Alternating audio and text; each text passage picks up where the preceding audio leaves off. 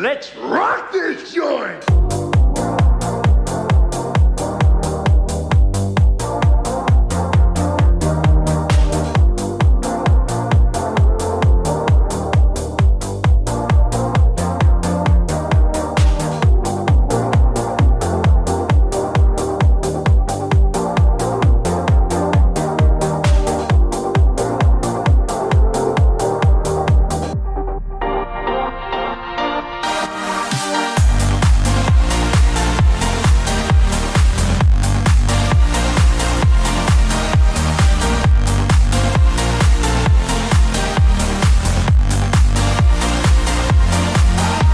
All right, well, welcome back to Informed Nostalgia, where I obviously have my wonderful co-host Sam Levy, and then there's me, Garrison Nichols. Today we have a very interesting subject. Of course, it's Buffy related. We're going to talk about what gives us the ick in the 7 years that Buffy was on the air.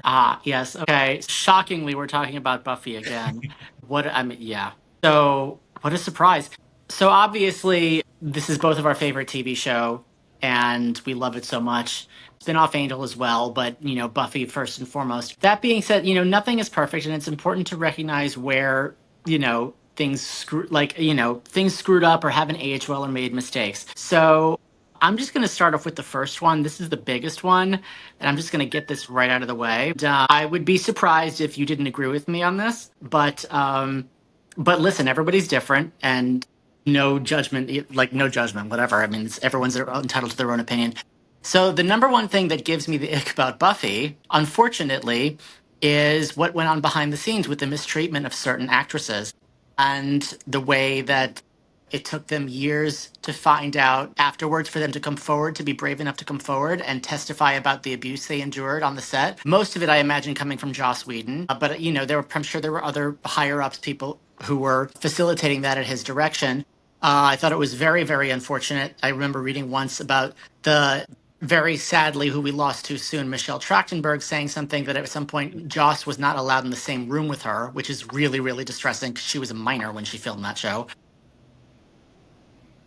He wasn't allowed to be alone with her, I guess. Yeah, correct. He was not allowed to be alone with her. Right.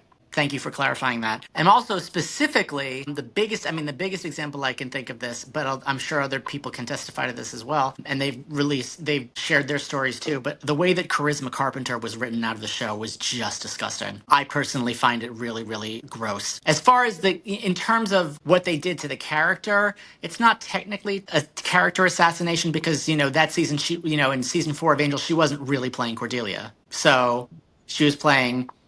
And that's how they wrote her out of the show, was having her be possessed by, a higher power to bring about quote unquote peace on Earth.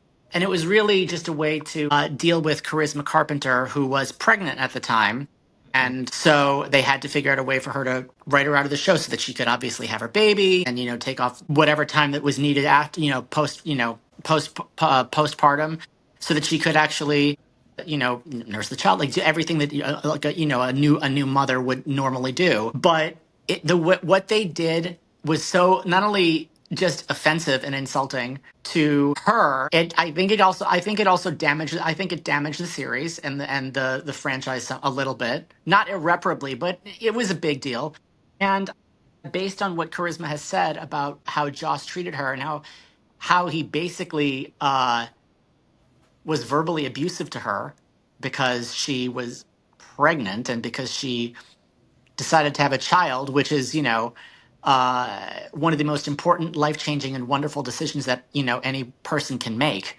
I think that is probably, for me, what stands out to me as the ickiest thing that show that's ever happened on that show. I agree. Like she actually returned to work right after having the baby, though, I think, because some of the scenes of her in the coma are postpartum. Yeah.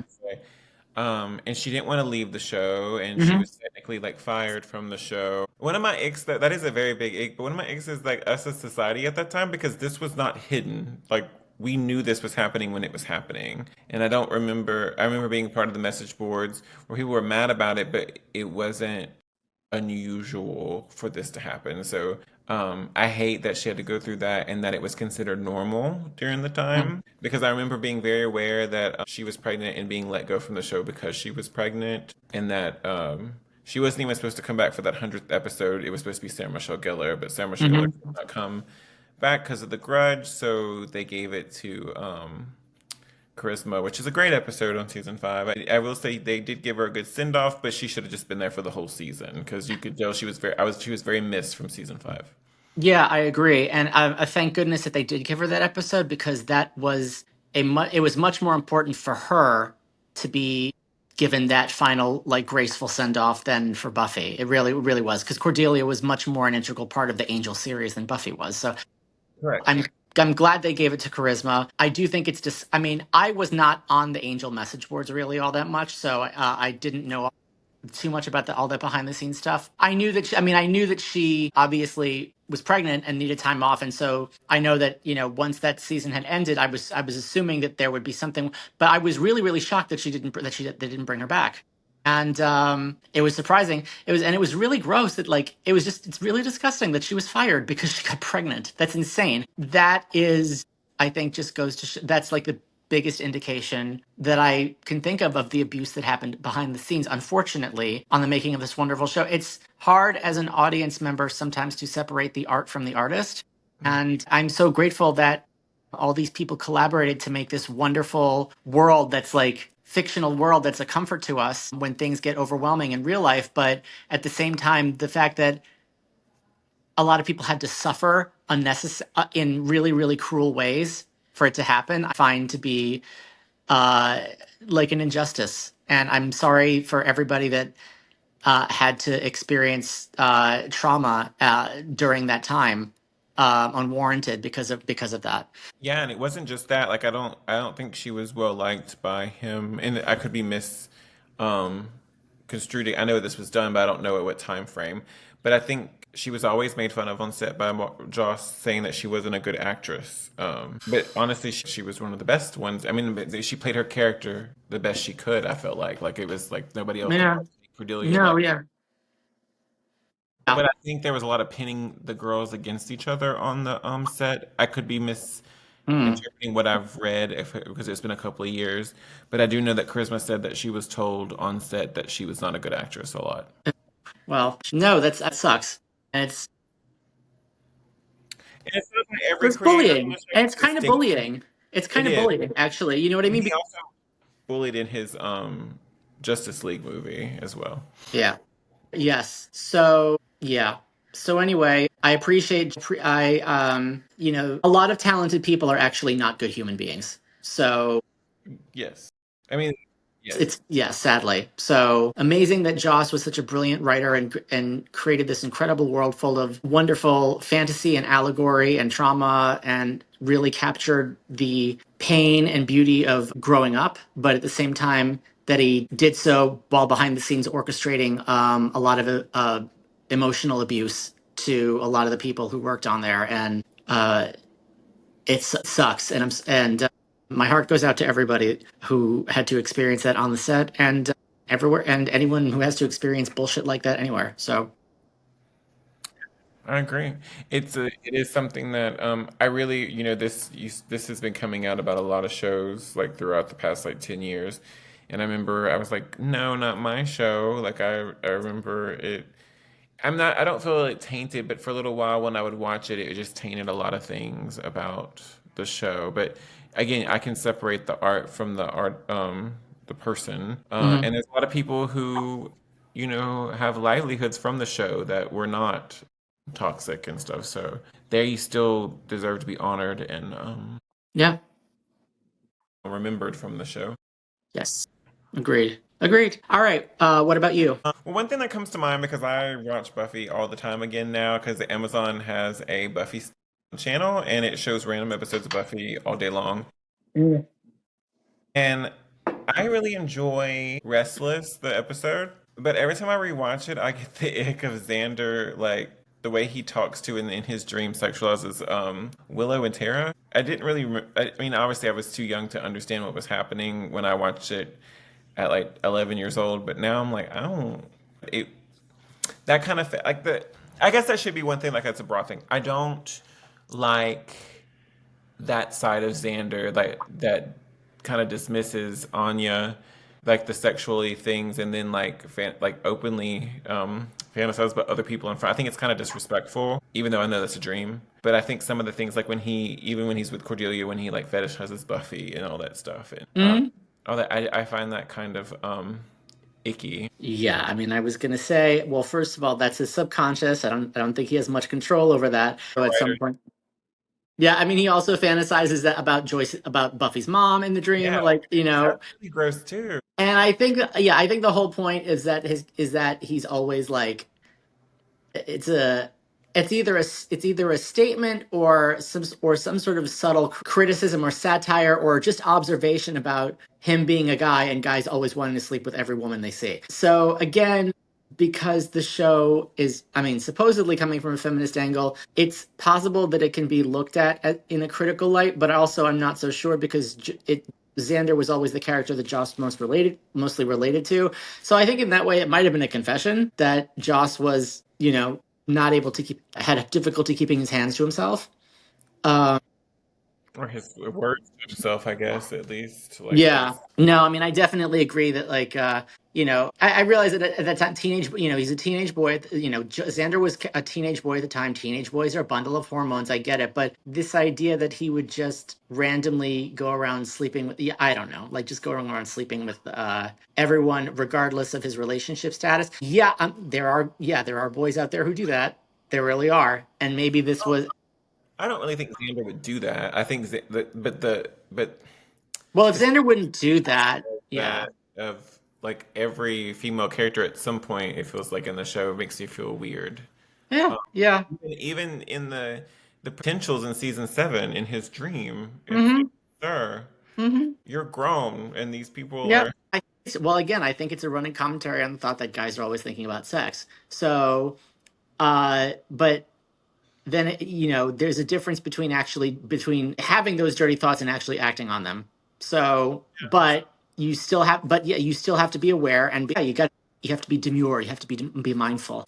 I mean, a lot of that definitely felt icky at points, but I think that for the most part, actually, since you brought that up, I think the thing that bothers me about him in that sense is that if he's going to have those thoughts, as long as he doesn't act on them, and he's like, as long as he doesn't act on them, like, obviously that's good. But the fact that he still has those thoughts and then he's like so judgmental about Buffy and who she sleeps with, and then like other, you know, and I think it's probably because he was like had such a crush on her and idolized her and put her on a pedestal, but like as this perfect creature, as this perfect person, and nobody's perfect. But the fact that he was like so judgmental about his friends' decisions, especially her, like that but the contrast between that and him like thinking about sleeping with like almost like that just grosses me out. Well, I mean, and that does lead me to another thing I think we had talked about off the show. Another thing, and this all kind of leads back to Joss, but I don't like that, and this is part of my own, what do you call it, limitations during that time with society. I know that's part. I don't like that we are, or either this is just me, it could be that we're led to believe that Buffy's kind of tainted because of her behavior with Spike in season 6 when it was one person. Honestly, Buffy, like she's what, been with Angel, Parker, Riley, and Hmm.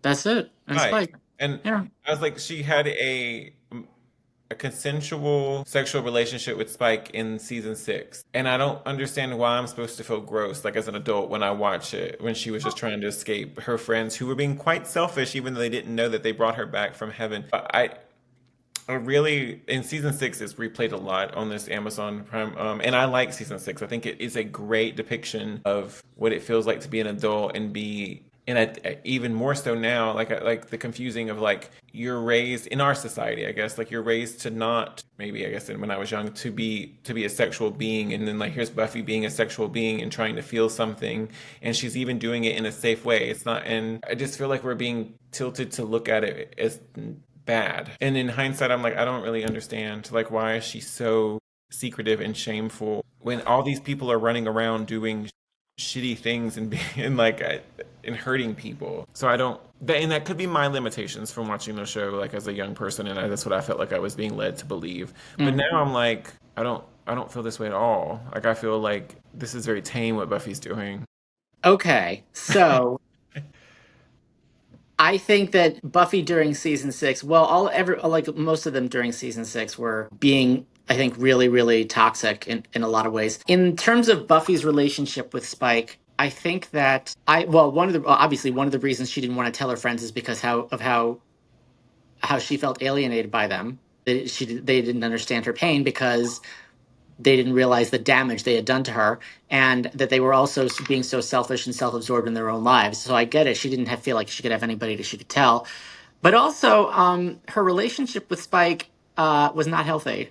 And it was frequently very abusive. And physically, she was more abusive than he was. But that being said, I think emotionally, he was extremely taking advantage of her in her depressed state. So and in doing so, I think furthered the abuse and continued to lower her sense of self. It was a very, very dark season, and it was the season especially about the depression of losing childhood innocence and having to transition into adult responsibilities and not feeling like you're adequately prepared for it, particularly if you're suffering from trauma, like if your parent dies all of a sudden and you have all these responsibilities. So, and I think it's about people making I think in theory it's about people making mistakes as they grow up, and also fundamentally exploring how really tight-knit groups of friends often change during that time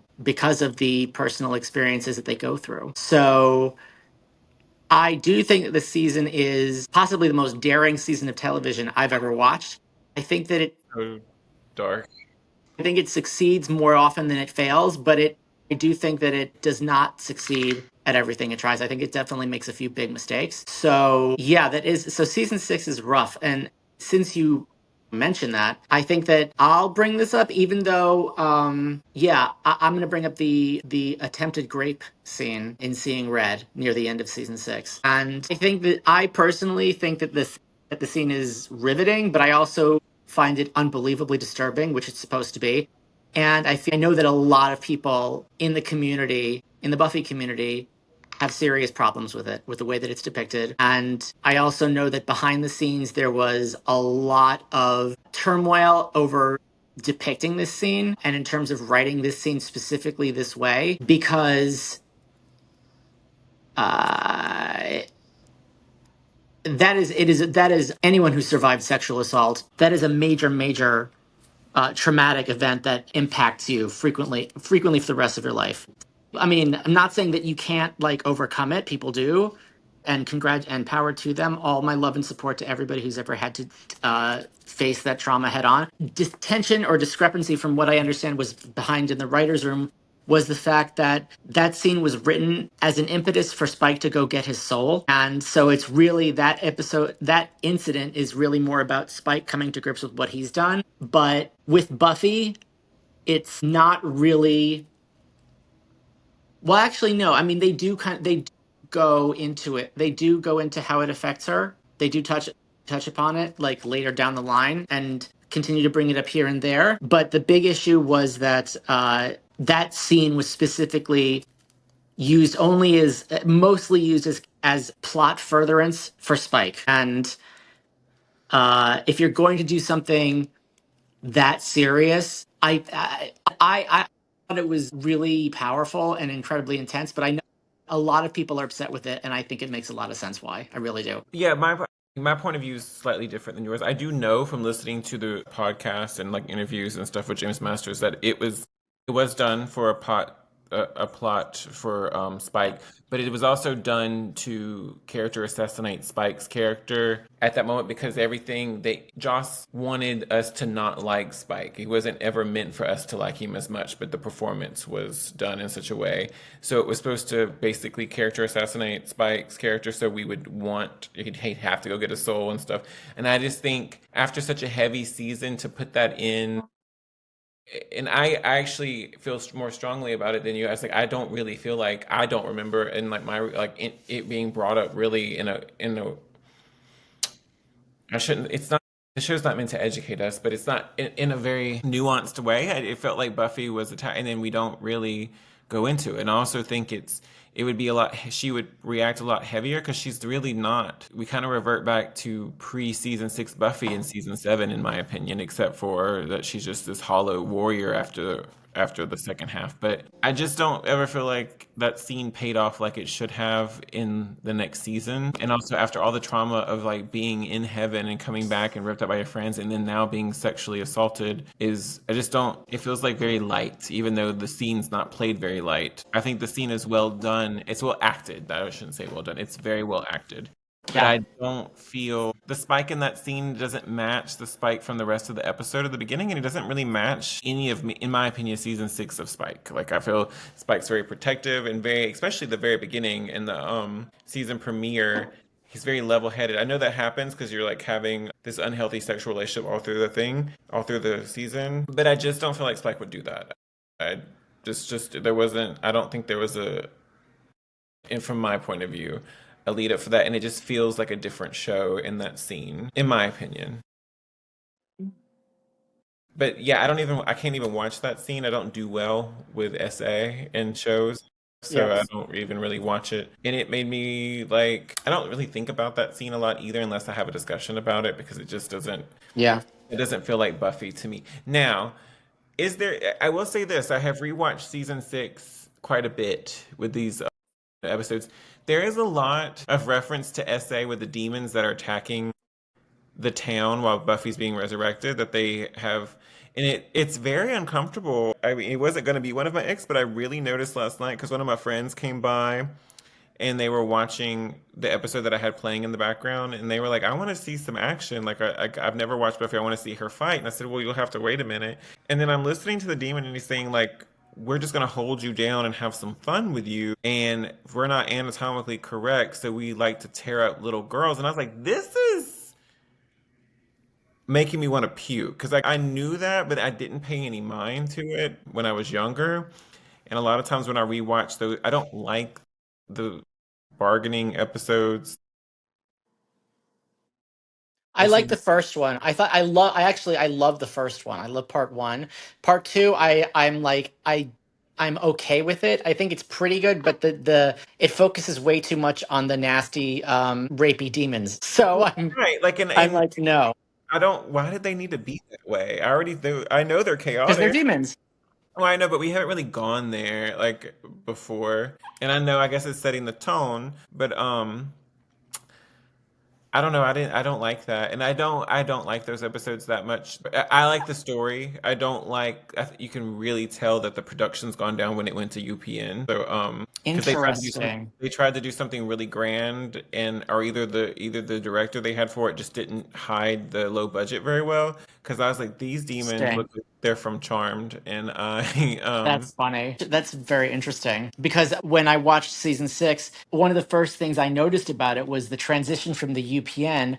All of a sudden, whatever, there was a lot less censorship. I noticed because they were pushing that show, and there were a lot more violent and like sexual directions than they ever had before. And it's not like it's not that they hadn't not gone there before, but it was more tame in the previous seasons. Even during the whole season two, when Angel turned evil after sleeping with Buffy, which was so wild, it still wasn't as sexually explicit as season six was. Because and season six with that.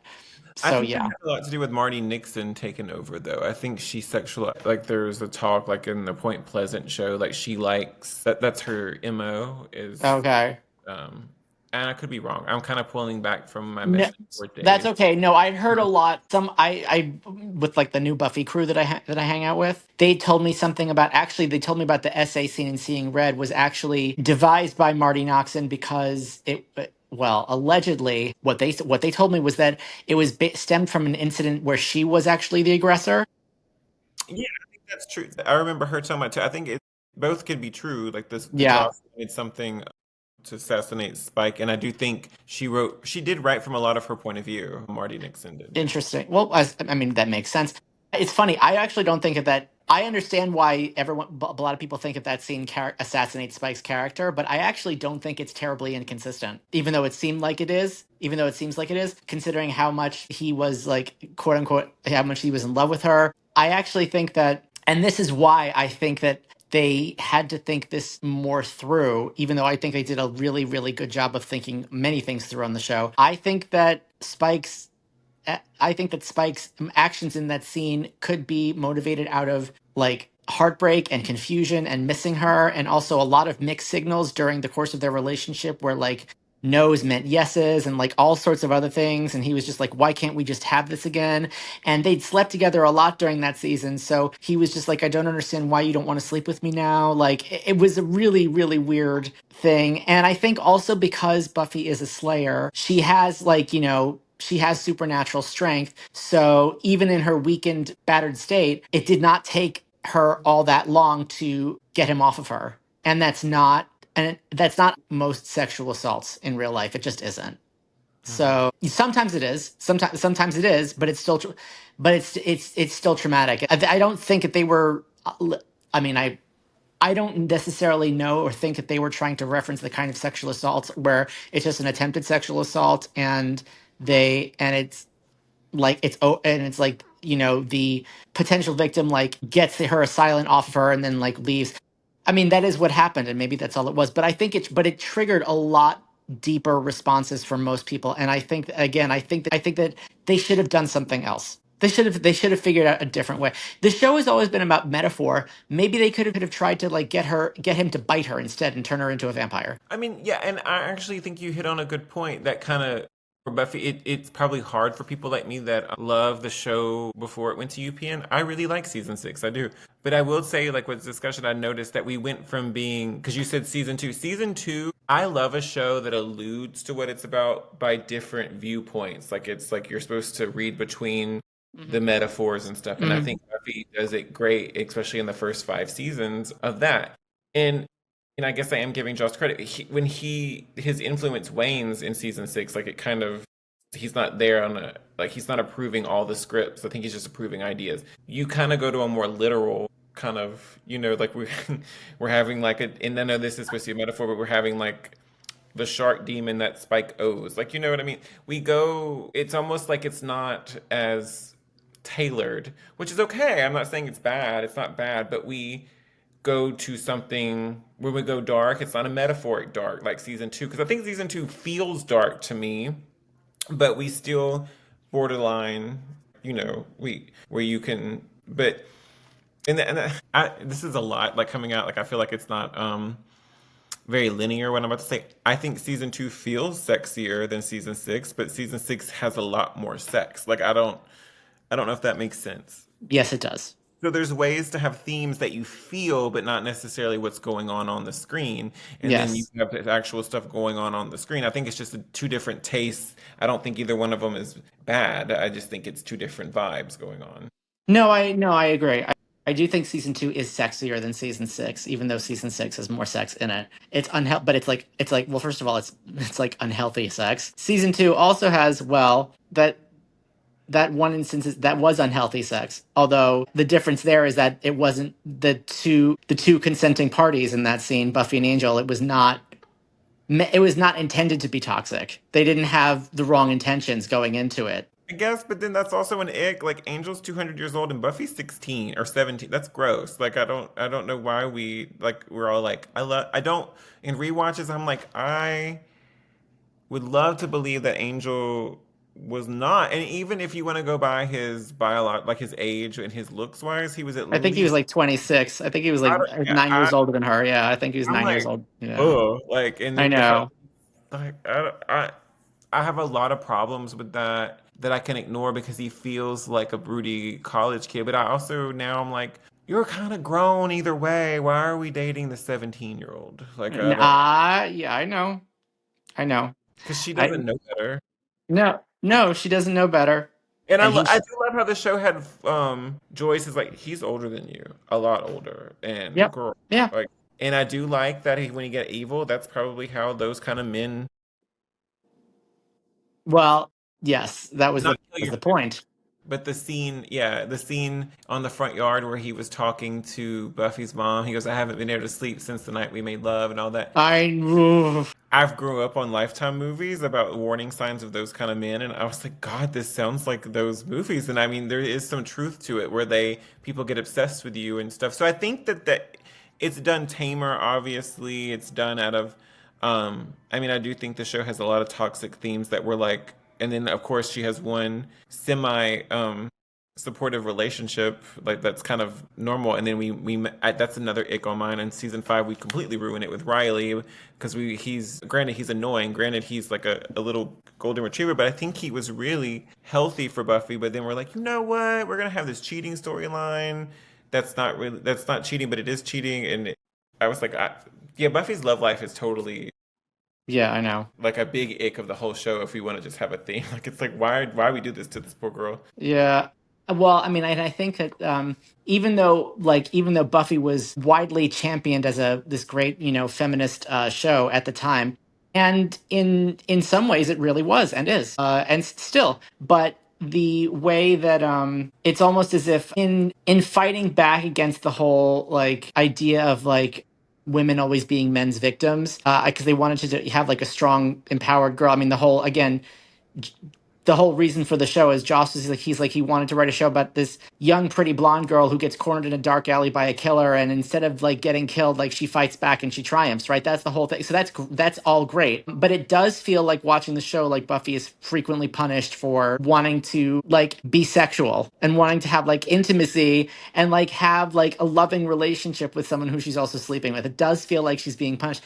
She wasn't really punished with Riley in a way, like near the end of it she kind of was, but that was different. Like he wasn't like during the course that was the one relationship she had where like at least for most of it, it wasn't it wasn't toxic, at least for most of it. But then of course the irony of that being that even Riley himself noted that she didn't love him, and it was because she was apparently, for whatever reason, I guess because she felt like with the burden of slayerness and having world-saving responsibilities thrust upon her every night, not feeling like she could have a relationship with a normal guy who wasn't supernaturally strong and could take care of himself without needing her help all the time, probably drew her to the wrong, like well, vampires won, and then there was just Parker, but that was a mistake. But He was nice. again, but again, so this idea of like, obviously the show wants to call guys out on their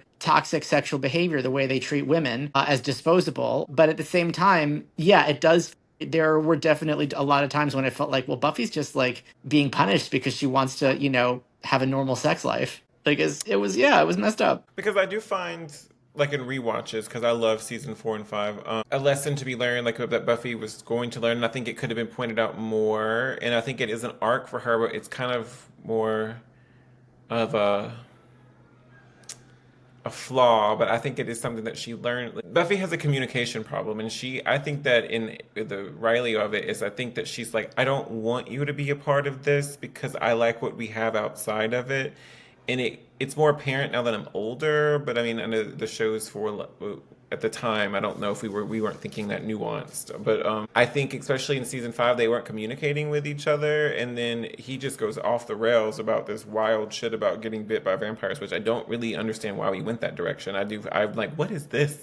And it could be my own limitations, but I think, and it is a good lesson. Like it's like dating a star or somebody who is more outward than you, like somebody who clicks with people better. Even though Riley clicked with people just as well, like he's like, I am not a part of your world, and I see from her side, you are a part of my world, but I don't want to be in this world 24/7. You're my, you know, outside. You're my out for it. And I actually think it's a really great arc without him being addicted to vampires fighting him, that she has to learn how to balance it and communicate that I want to keep these separate, but I still care about you and I want to be with you about the things that are going on with my mom, but she doesn't know how to do that, so it causes the relationship to end and they leave. And I think that's very real. I just don't think I think it's executed kind of icky, to like it's like a punishment rather than a Yeah, learning thing for Buffy. yeah, I agree. Which I do. I'm actually a fan of when he comes back in season 6 because I feel like everybody in that episode is much more tolerable. I don't think a lot of people feel that way, but I love how Buffy bonds with Riley's wife, and I like Willow kind of gets to be Willow again in a season that's quite dark in that episode. I think it's a refreshing episode. I think it's Mm.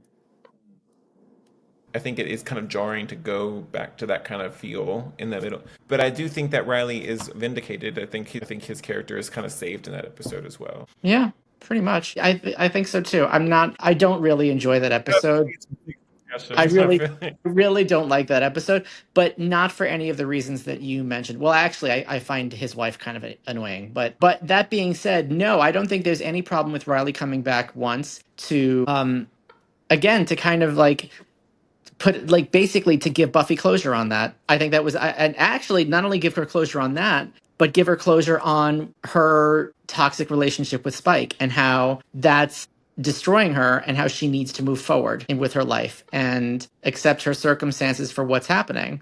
So actually, I think that in that sense, it does two really good things. I just think that I don't really like his wife, and I think the plot's so stupid. Like the whole demon eggs thing, The plot is so stupid. it's really That's really stupid. one thing that season six does that I find they don't totally get right, and a lot of it's like the overall arc is fantastic, but Yeah. the bad of the week is stupid. Yeah, yeah, no, I agree with you. There's a lot of really daring and like powerful like character growth in season 6, but a lot some of several of the yeah of this of the of like the monster of the week or like whatever it is like in like especially clustered around the middle are like really really bad. Like they're really dumb episodes. So And there's two. I guess it's a season six episode, I guess, but there's two episodes that I find unforgiving, even though they have great things in them. In season six, it's not unforgiving because it's like a bad episode. It's just I love the Halloween episodes of Buffy except for season six, and I was yeah, like, I don't this like that story, one. it's It's not. It's stupid. like season one for like we could have like It's totally. yeah, we've progressed past this. Like yeah, it's dumb.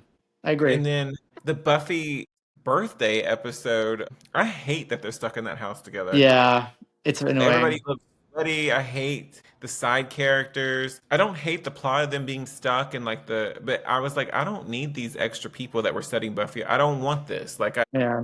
I get I'm kind of past this kind of storyline. Couldn't we have Mm. just had the Scoobies in there? I don't need the extra people because I didn't like either one of those characters, and it just felt annoying. Now to go back, I know where this is an episode about icks.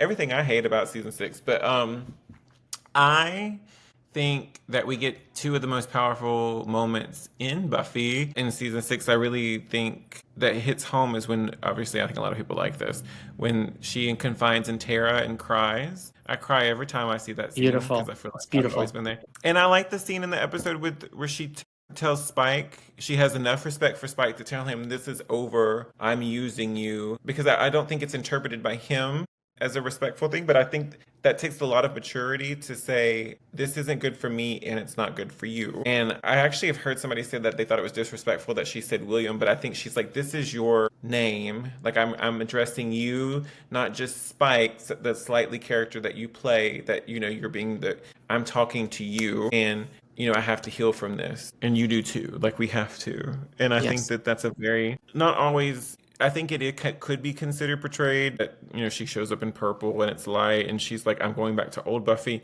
I don't think that that's it. I think it's like I'm trying to be mature because I feel like I've dragged my mental health through the mud and I have been through a lot. We can't keep doing this to each other. And I like that lesson. I like that whole thing.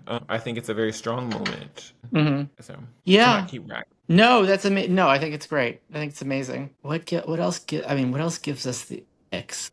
Um, trying to think. The bot, the robot in season five, and then the Buffy bot. I love the episode with the robot in season five, but that's like, I know the character's not considered good at all, but I'm No. like, this is gross. And like, how are you mean to the innocent robot? Like, and then then he makes the Buffy bot, and then everything about Warren gives me the ick. Well, that's I mean he's supposed to. I know So he's yes. But it's another thing about season six about SA, like whenever they possess, and I'm glad they call it out, when they make her a sex slave and then she comes to and she goes, this is grape. And like and they're all like, they have to, I do like that mirror is held up and the other two were like, this is true. Like, just because we don't know her and she's saying like, and then it becomes real because it's someone that Warren knows and they're like, what's wrong with you? exactly. I mean, it's not, I guess it's, the subject matter is an ick, but it does show. I don't necessarily agree that I think that the trio was a lame big bad. I think that they're very gross. Like, I don't think there's a lot. I know that we kind of redeem Andrew, but I don't really think that even Jonathan, I don't think they're that redeemable as people. I think that they do a good job, and I think that we're left with that openness to be like, these people are not redeemable, but people still go as people when after they learn stuff. Like, I mean, no, I hear you. I mean, I think the trio is supposed to be icky. I don't feel, I mean, I do feel uncomfortable, but I don't feel like it's weird. I mean, I feel uncomfortable. I feel challenged. I feel confronted, but I don't feel like, oh, this is inappropriate because at least not for me, because they're supposed to be inappropriate. They're supposed to be wrong. They're supposed to be, the whole point is they're the big bad of season 6, but they're not really. Like, life is the big bad of season 6. Like that is the whole theme of the show, of that season. But the trio represent actually people, like 3 people who do not want to grow up. They don't want to grow up. They don't want to become adults. They don't want to put in the hard work. They want everything handed to them on a silver platter, if that means by stealing or killing or raping or whatever. With Jonathan, who was a bit player for throughout seasons 2, 3, and 4, because we knew him in high school, it kind of seems a little odd that he would hang out with them. But the more we get to know him, the more it seems like actually he really does seem like really immature and really troubled and really disturbed. The difference there with him is that, as you pointed out in the episode with Warren's ex-girlfriend, once he knows who it is, he's immediately like, no, this is wrong. And essentially, of the 3 of them, he is the one who, once Warren really shows off what a sociopath he is, he's really the one who wants out, but is afraid to say anything because he's afraid that they'll kill him. And he's right. And he's right to think that. So as a result, he does end up being accessory to a lot of horrible shit. He would have had to pay for that if he hadn't gotten killed. But I think he could have been redeemed. The show did not. But I mean, that being said, he ended up being a sacrificial lamb. And Andrew sort of somewhat got redeemed a little bit. He did, but he took responsibility for killing Jonathan. I don't know if he took of how much else he took responsibility for. I mean, taking responsibility for killing his friend is a big deal, but I don't know how much else he did. But nevertheless, since he ended up being on the good guy's side anyway, they took him into the fold, and he ended up being an ally to them after the series ended. So I don't know, but yeah. Do you like that he lived over Anya, or from a dramatic standpoint, yes, because they need, it's, again, series finale, there are going to be stakes. You have to, if everyone survives at the end of it, I mean, it's unfortunate. I thought it was going to become clear to me that if they were going to sacrifice anyone else, it was going to be her, because they needed to kill off another series regular in the final battle, or it wouldn't have had the same impact. And they weren't going to do that with the core 4. Or the Scoobies. They weren't, just because I think well, actually they were threatening to with Xander. From what I understand behind the scenes, they were threatening to kill him off. But I think that they wanted to leave the show on more of a hopeful note, with the idea that these 4 people are the ones who we've been with since the beginning, and with all the other people that we lost along the way, I know they wanted us to have a sense of hope going forward, that they survived all this, because the message, I think they wanted to give us the message that we can too. I think that was the point. That they survived all of these terrors, and they survived the trauma of adolescence into young adulthood, and the show wanted us to end on a hopeful note and saying that we can too. And I think that Anya, as being an ex-demon, I think kind of like, even though they had gotten to the point where they were really exploring gray lines with the idea that not every demon is automatically evil, just like not every human is automatically good. I think that that's one of the themes the last 2 seasons did really well. I think that they still wanted to, because Anya was a demon and Spike was a demon, I think they wanted us to leave the show with like just the humans surviving on Buffy. Somehow humanity equals good and demon equals bad. It's a little overly simplified, but at least Spike got to save the world. From a dramatic standpoint, also, since Emma Caulfield made it clear she didn't want to be involved with this franchise anymore, it may as well have, right? I mean, I agree with everything that you're saying. I just don't. I think it's disrespectful that she just got a flash kill. I think it's, Anya's been there since season 3, and I think she's really an iconic character to go out like that. And I think a death more like Fred's on Angel, spoiler alert, I guess, for Angel, where someone's holding her, and even if it was Andrew, like, it doesn't have to be Xander, because I don't think Xander deserves to be the, yeah. I don't even know how didn't Andrew have survived. he hid underneath the body. Okay. Okay. Look, well, he pushes when he survived. When it's time to run, he pushes the body off of him that he stabs. Right. So it feels like he may. Okay. Fine. I really like Anya in season 6, so it Mhm. is, and I like her in season 7. Honestly, I never was a time I didn't like Anya, except for when she kicked Buffy out of her own house. But she wasn't the only one. We didn't like. I just, I've always thought I did not like her death scene because I think it's just like boom, bye. Like, and she's too heavy of a character for that.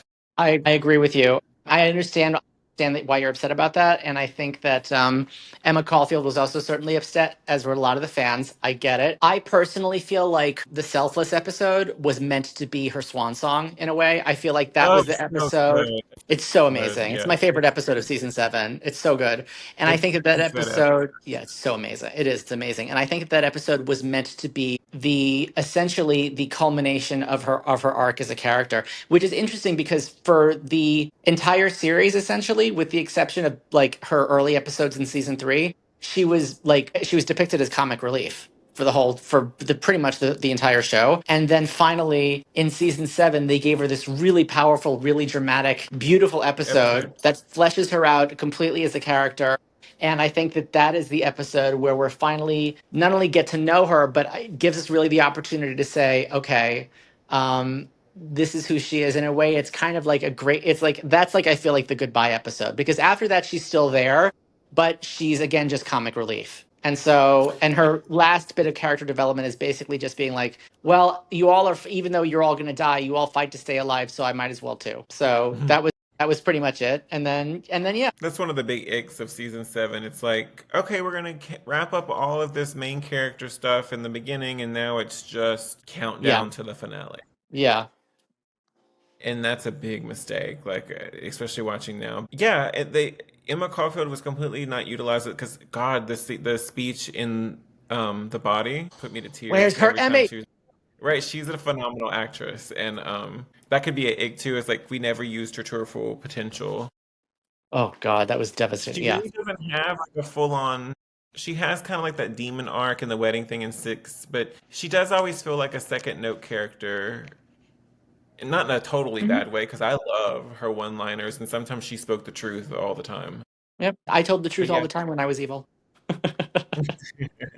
But yeah, and yeah, of course, we've already alluded to another ick is that why are we kicking Buffy out of her house? That whole scene was uh, I I understand the necessity of it because Buffy needed to learn that she could not lead the way that she had been leading over the past 2 episodes after Giles betrayed her yet again, and it totally turned her into like this closed off like automaton general, which is the direction that she was heading in anyway. But the way that that was played out just made like everybody look bad. And listen, it really was the end of the world, and I understand that in times of incredibly high emotional stress, people are not going to be their best. So Hmm. maybe that was the point. But it literally I just kind of wanted to throw everybody out of the house. Well, I was so pissed off at the way they did that.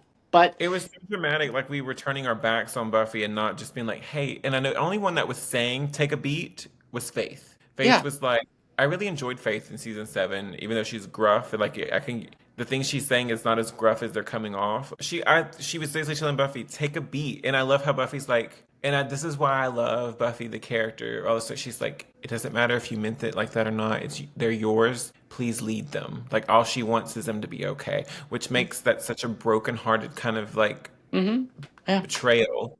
yeah, Because I don't think Buffy's wrong. I know that she does need to take a beat, but it's not her fault what happened. It's not her fault. She's doing her best, and she I just don't. I think the response to what happened is way over dramatic, and they could have like Buffy, go take a walk. How about I take a walk with you before you right, make this decision? I know that it's a show and it's got to be dramatic, but I think that's yeah. just as dramatic. Be like, hey, can Faith take a turn? How about you take a moment and get some night's sleep? Yeah. Well, I mean, it's interesting because, it's not, she had no idea that she was about to get ambushed, but as the leader, when you lead people into battle, like it is your responsibility. And so and that's again really, and I think that season 7 really, if there is a theme at all, at least before the plot gets overruns all the character development, it's really about becoming an adult and like being the leader of your own life, and not but even if whether or not that includes being like leading others into battle or leading others into whatever, it's just like becoming, getting the confidence to and experience to make good decisions, learn from your mistakes, and and just becoming a better person overall. So quick side, much as I loathe Angel season 4, I actually think that Faith's 3 episode appearance there was Oh, it's amazing. actually, Amazing. that was my favorite turnout for the character in the entire franchise. So I loved her. I loved her, like her hard bitten toughness, like her complete responsibility. Like it was very like her maturity, her acknowledgement of other people's feelings. It was all like really sexy, and she was still tough and a boss. I thought she was amazing. Like she had outgrown like those couple of years she did in Hard Time, and the fact that literally the only thing, like she said, the only thing that was holding her back, she said, I stopped me. Like that was the You can get best. that at any time, yeah. Amazing. Yeah, I loved that. But yeah, as far as the everyone kicks Buffy out of her house scene goes, that was, yeah, no, that was like, it reminded me of actually the scene in episode 3 where Buffy comes back from LA and they all, for whatever reason, force her to have a welcome home party at her own house and then all Yeah. rip into her. That reminded me of that. I was just like, what's wrong with all of you? Where are you right now? And that's one of the things that like people always point to that and a few other instances throughout the show as being like the Scoobies are not really her friends, and I'm just like, that's okay, that's a little too far for me. That's really overstating it. I wouldn't say they were not really her friends, but there are moments when people actually do things that are really hurtful. People are not always at their best, so I mean, especially in times of great stress. Buffy's mom kicked her out. It's a very, and I like how they play it as like that's a weak moment. I didn't mean that. Oh no, I actually like the fact that I actually like the fact that Joyce said, I screwed up, I'm not perfect, I handled it badly. I Yeah, was like, I think good. she's a great character. I think Joyce is a great character. Yeah, I was gonna say, Joyce. um, something. Yeah. There's not a lot of cringe moments or ick moments in the earlier seasons to me. I think like you said, we play it pretty safe, except for I Yeah. really hate that the demon in season 2 during the when Buffy and them go to that party and gets drunk is a snake. That the guy. That's I think that's one of the worst episodes of the entire series. I try to skip that one. Although I just I do like Willow's little outburst at Angel and Giles though. That was cute. She's just like, you giving her like she's got so much stress on her. Shouldn't she have some time off? And she's like, and you're 200 years old. You don't have time for a cup of coffee. That was cute. Yeah, no, that was not a great. That was one of the low points of the whole show actually. it's kind of gross. It's like it's a snake, I know. and then it's like Yeah. Although that uh does seem to be a theme that there are like demonic snakes underground, because I remember one of the funniest bits. Bandcamp. Yes, band candy specifically, and I thought it was just one of the funniest, like most amazing, like character moments. It's so brief when the mayor is orchestrating the sacrifice to like these giant snakes in the sewer, and then he's like looking around and he calls up. And he's just like, "Yeah, call Claudia in the public works department." She's like, I'm really concerned about this like fracture in the sewer pipeline up here. I'm worried." Yeah, the mayor's one of my favorite characters because he's so fun to watch in season 3. I know. Yeah, yeah. I'm convinced that actually that's how like all politics are made now. That's yeah, there's oh, Doing I knew deals what with I was. the devil while actually putting in work here and there to try to make sure the town's infrastructure is sound. He's like, right, I need it to work. Speaking of the mayor, and back what I was gonna say, I think Faith is her best on Angel because every Faith episode on Angel is fantastic. Like the season 1 episodes, I like the episode in season 2 in the beginning where he goes to Yeah, when he vent visits her. and you don't know who he's venting to, and then it's Faith, and I was like, this isn't I love this. But that was some grand episodes, the crossover in season, Yeah, and Buffy never, except for in I Will Remember You, comes off really great when she goes to Angel. she was only there twice. I know, like in the second Yeah, episode, I was like, why do I hate her here? And then you go back and you like her back on Buffy and don't like him, and you're like, but I love Faith on Angel. I think the writers really, I guess, over there love her, and mm-hmm. she's just done very well in that show. Yeah. No, she is. And Buffy was really, really, really harsh in that episode. But I mean, wouldn't you be? I guess, but it's not consistent because there's a moment that she shares like mentally, I guess, like where they're next to each other at the end of that episode in season 4. She goes, I don't think she's coming back. It shows Faith like on the in the big truck or on the train, Hmm. and it just felt like Buffy had her closure. She's like, I felt what it's like to be in Faith's mind, and I don't want to be there, and I feel for her. But then the next episode, you're like, I'm gonna mess you up. Like I'm gonna like, and I get it. I do get it. But it's like, where's that understanding that I feel like you had in the last episode? Is anger overdue? Yeah, that's funny. I don't know that Buffy actually felt like she understood what it was like to be Faith at all. I think Faith understood what it was like to finally experience like Herself? healthy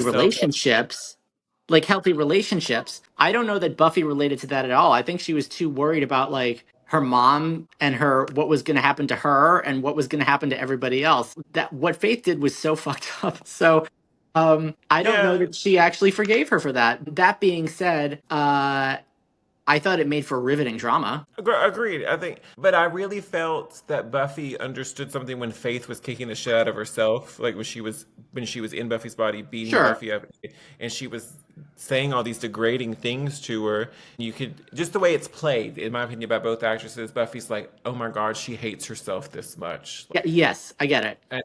and I just really I enjoy those 2 episodes as well, the Switch episodes, and that's why I'm aggravated with Buffy when she comes to Angel. It's not 5 by 5. I don't know what the episode's name. A Oh, Angel. sanctuary. Um, Yeah. and I get it. Like she's done a lot of things. I don't think it's a bad plot.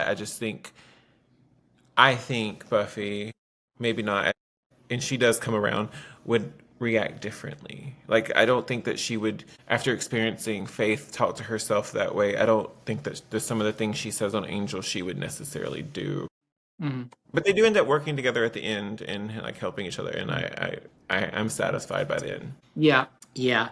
I'm a little I was a little bit, I'd say mildly sad that in the Sanctuary episode, Cordelia only has like one scene. They like wrote her out like really No, early that's because she was just like, she's like, I don't want to be anywhere near Faith. I get it, but I feel like it was a missed opportunity for her to like talk to Buffy again. And her just not. her absence from most of the episode just felt like a missed opportunity because that was the last time she saw Buffy. Really, like it was the last time she had any interaction with Buffy at all. Was in I Will Remember You. And so, but then again, she and Buffy were never best friends, and that's fine.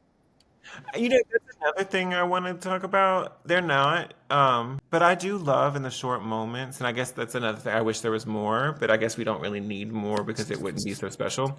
The moments where where Cordelia is there for Buffy is almost in the same level to me as the Tara stuff because there's 2 times that Buffy asks Cordelia for something major. She's like, "Hey, will you drive me home?" And like everything, all the joking, all the she's like, of Hmm. course. Like, it's like, why is this a question? I'll get in my car Of now. course, And absolutely. in season 2, where she's like, Cordelia, can you drive us to Giles? She goes, of course. Like she's basically, there's no question. Um, Right. That's different. That's and different than emotional support, though. no, I agree, but I feel like I love that Cordelia's like, you're my bitch. Like let's do this. Like I feel like even though it's not like, don't call me on the weekend because I think your hair sucks, but No, that's not. Yeah, it's not the I think same. it's like Unfortunately, yeah. I'm sorry. call me, beat me if you want to reach me if we have to do this. Like I enjoy that. I also No, enjoy that she didn't really hold that big of a grudge when Willow's trifling ass cheated with Xander. She did, but I also feel like she was like, you need me.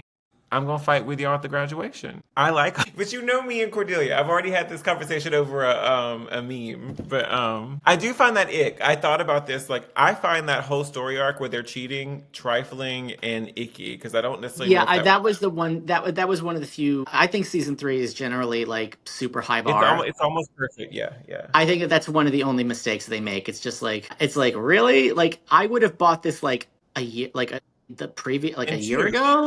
Yeah, but like now, just it's just awkward.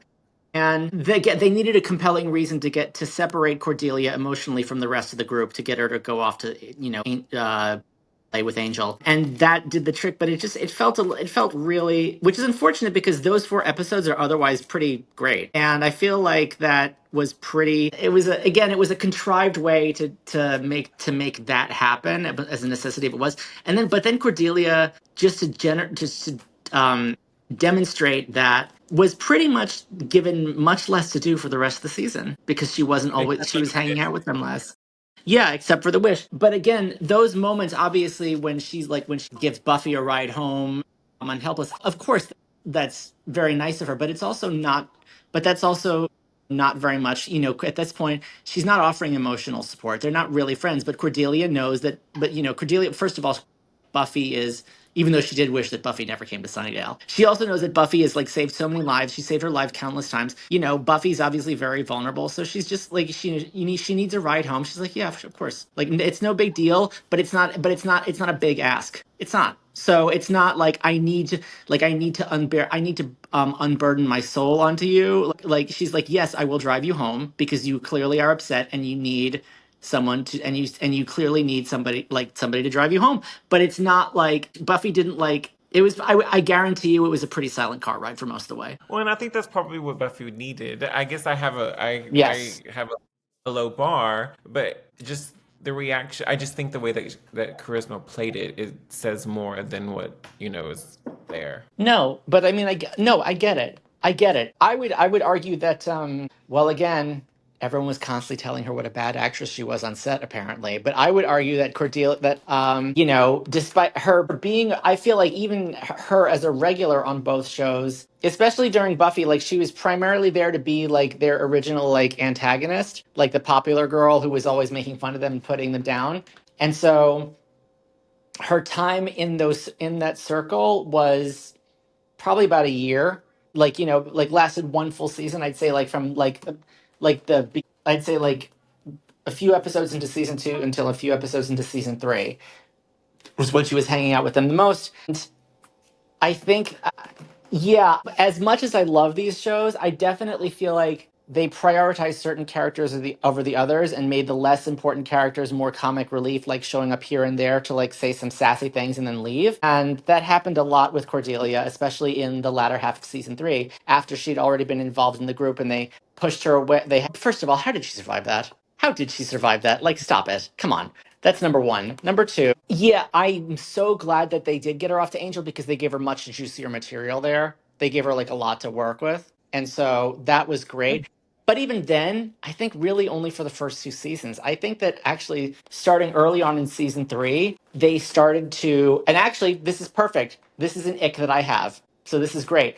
For a show that like Buffy, which has so many rich, multi-layered female characters on it. As amazing as Angel is, I was actually really disappointed that that show seemed to only think that they could have like one really great female character at a time. Because I feel like after the Pylea arc, which was adorable, and they brought Fred back, I feel like it became clear to them that they thought that Amy Acker had more range. And so they just started giving her like the more juicier material. And there were a couple of episodes in season 3 where Cordelia wasn't even in it, even though she was a regular. And it just felt to me like they were getting, they found Cordelia less interesting and that they were giving more for Fred to do. And I was just like, this is like icky to me. I think that had to do with Charisma Carpenter went on her honeymoon in season 3, and I think that's where the anger probably started because she was asking for time off. Like, Okay. Ah, I see. but Well, fuck that I noise. agree with you. I think David Greenwalt is the reason why we got Cordelia the way she is because he loved that character and he wrote a lot of Angel and he Aww. wrote of those episodes of Buffy. He interviews a lot and he like she's his favorite character and he had a lot to do with Angel. But I agree with you, but I do think there's some shining moments because I absolutely love Charisma Carpenter, which actually didn't air until season 4 of Buffy. In Earshot. I think that that's a good episode for Cordelia. She has some great one-liners, and you can tell this when she's starting to dying to come back. Because I read this. I could read more into it. I agree with you. She should have still been the more. I think Cordelia loved being a Scooby outside of dating Xander, but that was her excuse to being there, dating Xander. But I think Cordelia doesn't. She loves being vapid, but she's like, this is my brand. I got to keep it. But I also love this, and of course that's evident on Angel. Like she loves this. Like she's even in the pilot episode of Angel, I love that she's like, "You're a vampire," and she really is not helpless except for when she's running up the stairs for that rant. I don't know why that's directed that way, Instead of going out the front door, it's insulting. but I do, that is an ick. I think that the way that they pretend, they give her these grand episodes and she does it and she nails the acting. They don't necessarily, not until I find You're Welcome, give her, I don't, well, I guess that's it because like that birthday episode, they give her that too. They didn't use her to her full extent as they did with Fred and Sarah Michelle Gellar and even Alice. Well, Allison Hannigan, yeah. Yeah, well, Allison Hannigan was pretty freaking amazing, like consistently, She is, yes. and And that's they why gave her a I lot of think variety they did. They gave her a lot to do, and they gave her a lot to do. with I mean, Vampire it was Willow. Epic, when like she was great as Vampire Will. Every time she cried, I bawled like a baby. Like she's just like amazing at that. But actually, I will. I mean, to touch back on Earshot, we're getting sidetracked. But Earshot, I think, is just a great episode for everyone. I think it's just really one of the best episodes of the entire series, and so, but that episode in particular is really about, it's like almost like in this, the show's almost mission statement, like in one episode, like the pain of, like the pain of adolescence, like really, like it's all there. And it's interesting too because there's a lot going on in that episode. There's more side characters like coming in and out than we usually get. Like there's a lot of people that are like weaving through the texture of the show, you know, in a way almost like that the Simpsons does, because the Simpsons, which is the brilliant of the Simpsons, is that because of the voice acting, they have an entire rogues gallery of people that populate that town. So there were like, you know, 100 people could like come in and out at any second. And so Earshot did not have that many people, but it came close to it.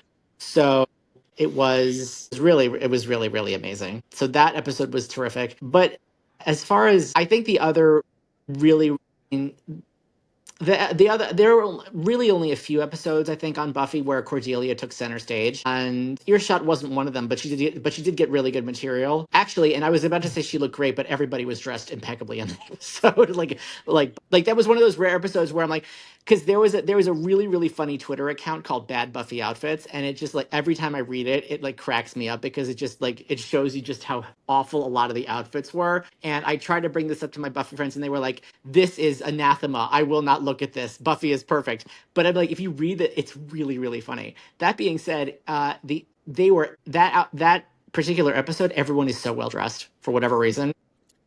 Yeah, I think it's a beautiful. I think it's filmed great because we get some Yep. outside shots. Like I think Yep. the Yes. pep rally's done very well. Like I think I don't know who Josh directed it, but I think right. No, he didn't direct that one. He didn't direct I Earshot. think No. I think it's such a great like you get all the great shots of Torrance High School and everybody's on their A game as their characters. It's Hmm. funny, it's sad. There's an emotional like Jonathan's there. I think everybody Hmm. gets really good screen time. Like Joyce Yep. and Giles. Like I think it's the epitome of is like you Mom, said. You why are you had sex with Giles twice. twice? On the hood of What's a a police confusing car? for? Like whenever and it calls back in season 4, she goes like when I had the thing and I could hear the thing you Yeah. had and my mom kept thinking you were and she goes it's a What's a stevedore? Please stop. I love that's one thing I mean I will have I know it's not an ick but I love that Buffy it doesn't you're never safe from a callback and I love it I love all that because it makes it so much special so much more special. It does. Well, it makes it. Well, no, it's continuity, and it makes it feel like these are like lives being lived instead of just like most TV shows prior to that. It was just like, okay, we'll write a scenario like every week, and we won't really like think. It's like a joke of the week or case of the week, and we don't really think about consistency about their lives or anything like that. So Buffy always from day one always had that thing going on. So which is why it felt so unique and felt so special because it really does pay attention to the characters and what's going on in their lives, and they will like remember stuff that they've been through because that's how we are in our life too. We'll be like, "Hey, remember that time?" So, yes, the show was always Inside great. jokes. Buffy was always great at being like, "Oh my god, the new high school is here. Stay away from hyena people." Like stuff like that. It was great. Anyway. Except where is the praying mantis thing hatching from that Oh, please. egg in teacher That where's is, that? I think that gets my vote for worst Buffy episode ever. I made me cringe. Makes me I cringe mean so badly. I love the fort guy. It I don't makes like the me whole so virginity thing again the sex thing. It's not a bad episode, but one episode I can rewatch Teacher's Pet over the Zeppo. I don't like to rewatch that episode. I don't Okay. know what it is about that episode. Well, I think because the episode the Zeppo specifically takes a more critical eye to the entire series by depicting it from someone else's point of view and showing how while we're invested in the show because we see the parts of the show that the show wants us to see, the writers want us to see, and it's usually told from Buffy's point of view or from somebody's point of view where it's like what's going on is really serious. And the point is that like Xander walking in on Buffy and Angel having another one of their oh my I god the love world that is season. ending talks. Yeah. I Yeah. know, and Xander's just like, and it looks as bewildering to him as it does to us, and I think that's the point.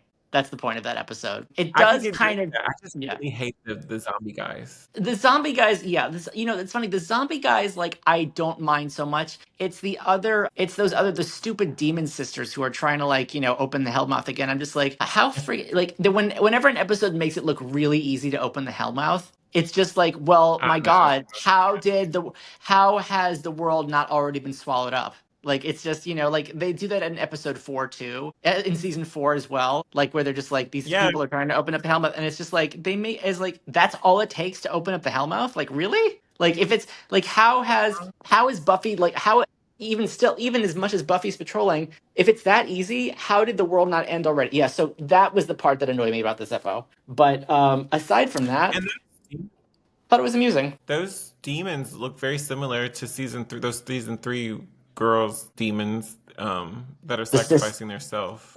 gosh, Yeah, they look very similar in that episode too. I wonder if they're like, we're back. that's funny. Like the same. I'd have to rewatch it. I'm not a big fan of that episode in season 4. No, I think it's really bad. It's just That's a very much a filler episode in my opinion of Yeah, I think it's really bad. Buffy. And I'm a fan of those because I love Beer Bad, but Nah, I know. Yeah, I'm not. Thomas. Yeah. What? What? So the Thomas Aquinas. We're not here to discuss Thomas Aquinas. Was that a line from It's Beer Bad? I don't remember.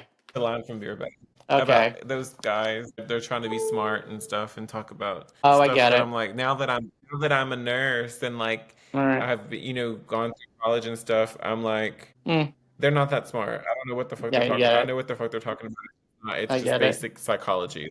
Okay, I hear you. cool. Yeah. Right. What about you? I know, and I think it's very like I like actually talking about what I dislike about the show because then I find like 10 things I love about it. And I think that's what makes the icks the most icky because Yeah. the show's amazing. Whenever it's not being amazing, you're like, I can tell, but there's still something in the same episode that's amazing, so it makes that ick just kind of like so isolated. You're like, this is it. It's encapsulated right here. That's what I don't like. It's very obvious and very rare. And I do think there's a reason why in the later seasons, where most of our icks lay, is because I mean, it's going towards the end of the show. It's not that people didn't want to be there. It's that people were branched off doing other things where things can fall through the cracks a little bit. Yeah. But I do think that it's a near perfect show that I never felt like it was a bad show. Kind of like Scream. I don't think that Scream is a bad series at all. There is holes and things and like things falling through the cracks, but I still think every entry is pretty amazing. Yeah. I mean, no. I mean, it is my no. It is my favorite horror movie franchise. Absolutely. In that, I don't think that there's ever been a truly bad Scream yet. That being said, my enthusiasm does kind of dip after the first two because I don't think that we've had a truly great one since the first two. So, but that being said, I think that the level of care and artistry and consistency that goes into it is unusual. So, and it really hasn't been anything like that really since like the Frankenstein movies, because that's back in the 30s when it was the same writing and directing team who was working on all of those films, which is why that's the only other franchise I can think of that it's like that consistent. Thanks. I hope that y'all enjoyed Buffy the Ick and tell us what you find icky Yes. about the show or what you don't like or what you do like. But that's all I Please got. like and subscribe. Grr, arg. Grr. Wait, what is it? Tara does and seems like she goes, grr, Grr, arg. arg. Good night, all.